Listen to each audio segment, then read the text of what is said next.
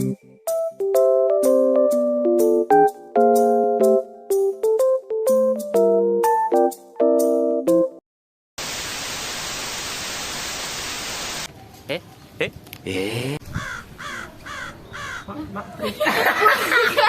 iya, kalian kok sepertinya kelihatan ngos-ngosan. Kenapa nih? Kenapa? Santai aja guys, silahkan nih diminum dulu nih. Kami udah menyediakan. Jadi, perkembangan sarana transportasi dibandingkan dengan negara Menurut saya itu ada 3 faktor, yaitu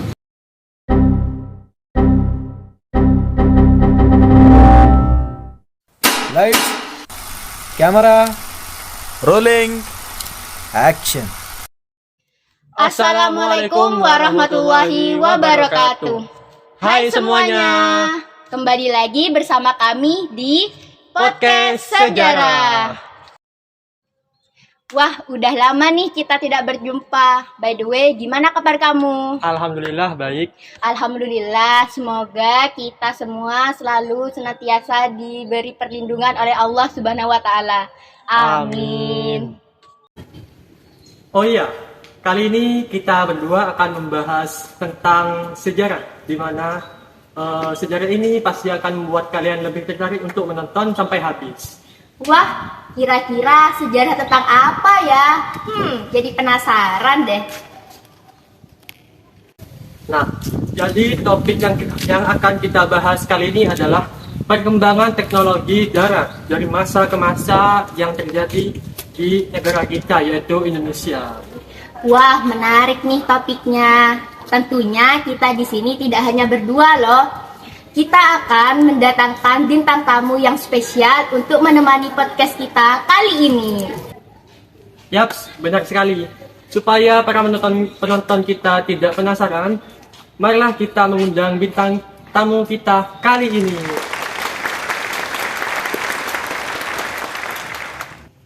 Hai semuanya, silakan duduk. Jadi guys, bintang tamu kita kali ini sangat spesial loh. Oh iya, ada pepatah nih yang mengatakan tak kenal maka tak sayang. Boleh dong ya kepada emas dan mbaknya untuk memperkenalkan diri mereka sendiri, supaya para penonton di rumah tidak penasaran nih, siapa sih nama mereka? Halo, perkenalkan nama saya Ahmad Mukasilila, bisa dipanggil Fabi. Halo, nama saya Naila Rismaturido, bisa dipanggil Naila. Halo, nama saya Fazira Julistian Rahman, bisa dipanggil Fazira. Baik, sebelumnya saya dan kami berdua nih ucapkan terima kasih karena kalian sudah meluangkan waktunya untuk podcast kali ini. Oh iya, kalian kok sepertinya kelihatan ngos-ngosan. Kenapa nih? Kenapa nih? Santai aja guys, silahkan nih diminum dulu nih. Kami Minum, udah minum, menyediakan minum. air untuk Minum. kalian. Oh enggak apa-apa, sebenarnya sebelum ke podcast ini kita di belakang masih main sepeda, makanya ngos-ngosan. Iya benar. Hitung-hitung, olahraga lah dikit-dikit. Wah, kebetulan sekali nih, kali ini di podcast ini kita akan membahas tentang perkembangan transportasi darat tuh. Nah tentunya kalau kata transportasi darat diucapkan, pasti yang muncul pertama kali di pikiran kalian adalah sepeda. Karena kita sehari-hari dalam berkendara menggunakan sepeda. Tapi asal kalian tahu loh, di balik munculnya sepeda ada sebuah sejarah yang belum kita ketahui. Tentunya kali ini kita akan mencari tahu nih bagaimana perkembangan transportasi darat dari masa ke masa. Iya, ternyata pada zaman dahulu udah ada yang namanya sepeda. Yang ada itu kendaraan berupa hewan. Nah untuk Mas Fabil nih, boleh gak dijelaskan dan diceritakan gimana sih transportasi darat di zaman dahulu? Kok bisa di zaman saat ini ada yang namanya mobil, sepeda, bus, kereta api, dan lain-lain?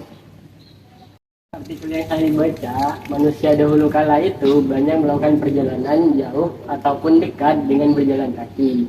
Jadi untuk perjalanan yang bisa ditempuh manusia itu kebanyakan dahulu kala menggunakan hewan seperti keledai, terus unta, dan masih banyak lagi. Para peneliti menduga pada tahun 4000-an itu manusia masih banyak melakukan transportasi menggunakan hewan. Jadi pada tahun 4000 itu baru ditemukan sebuah roda. Jadi ini sebuah cikal bakal transportasi yang kita gunakan sekarang seperti sepeda motor ataupun mobil. Untuk pada tahun berikutnya transportasi itu semakin merangkak naik atau semakin berkembang. Contohnya seperti yang awalnya sepeda menjadi sepeda motor, menjadi mobil dan semacamnya. Jadi seperti itu. Kayaknya di sini agak lumayan panas ya. Gimana kalau kita pindah aja? Ya, Iya, boleh. boleh, boleh. Nah, di sini kan agak lumayan adem ya. Ya. Dan by the way, kita akan balik ke topik.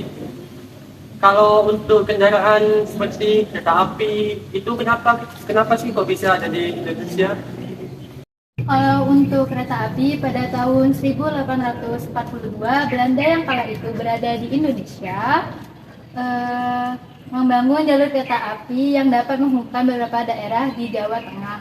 Pembangunan jalur kereta api ini mendorong kegiatan perdagangan yang terjadi hingga pembangunan jalur kereta api mulai dilakukan secara massal.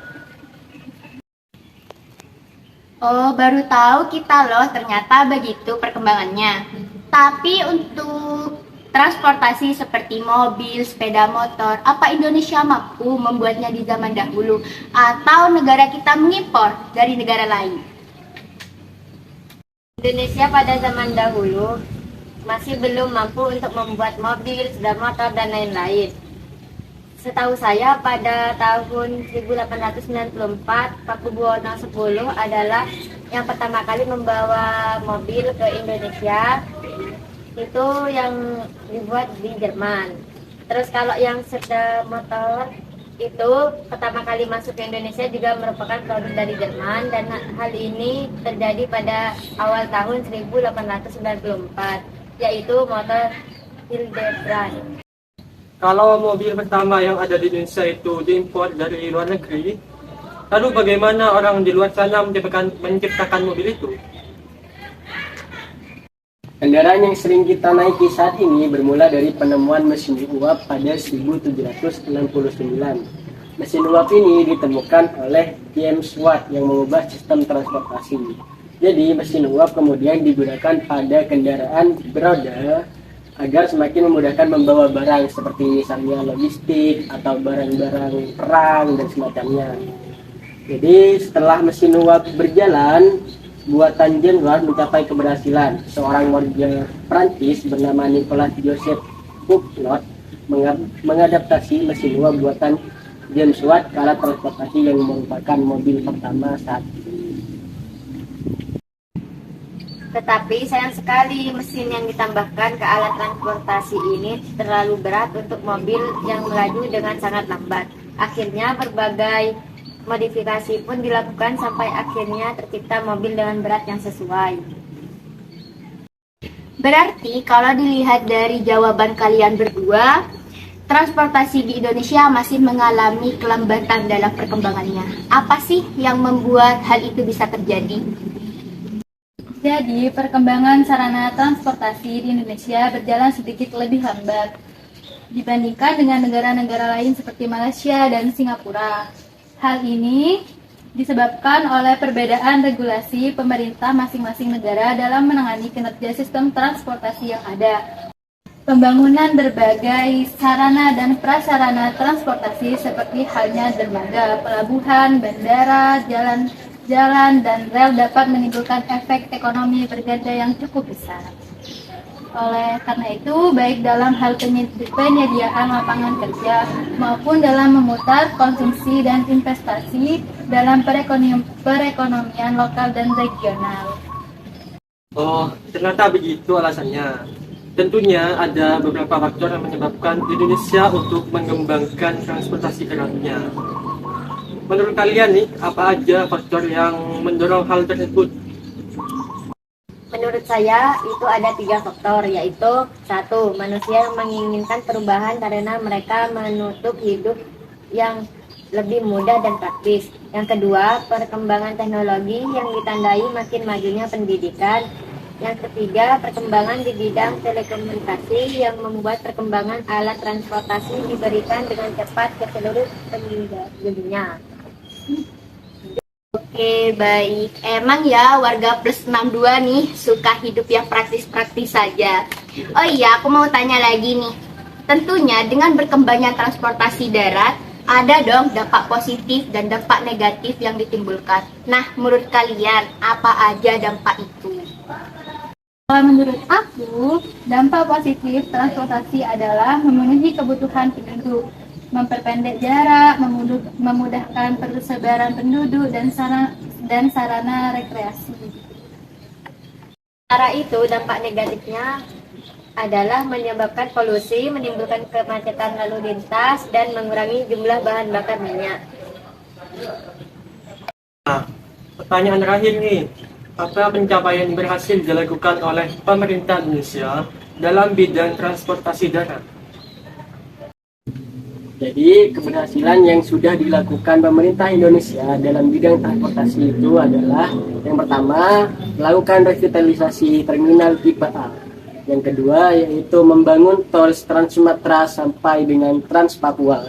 Dan yang ketiga membangun LRT dan juga LRT bagi transportasi darat khususnya di kereta api. Baiklah, terima kasih atas jawabannya Mas Fadil, Mbak Naila dan Mbak Fazira. Ya, sama-sama Mas Farid dan Mbak Rani. Oke guys, tidak terasa ya kita sudah menemani hari kalian cukup lama dengan cerita tentang sejarah perkembangan transportasi darat. Kita juga mengucapkan banyak terima kasih kepada ketiga bintang tamu kita. Karena sudah menyempatkan waktunya untuk berbagi ilmu dengan kita semua. Nah, tidak lupa juga kami semua mengucapkan terima kasih kepada para penonton yang sudah menonton kami sampai akhir. Baiklah, sampai jumpa di podcast selanjutnya guys. Bye.